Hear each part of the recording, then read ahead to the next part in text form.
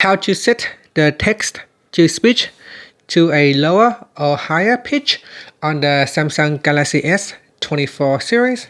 First, tap on the home button to return back to the home screen.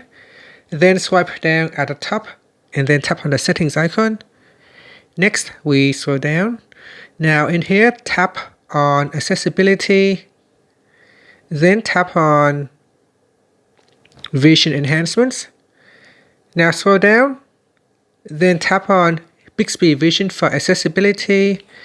Then go down to the bottom and tap on text to speech settings.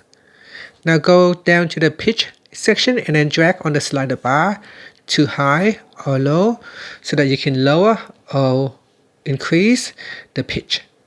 And that's it. You can tap on the play button to have a preview listen. This is an example of speech synthesis in English. Finally, you can tap on the home button to go back to the home screen. And that's it. Thank you for watching this video. Please like and subscribe to my channel for more videos.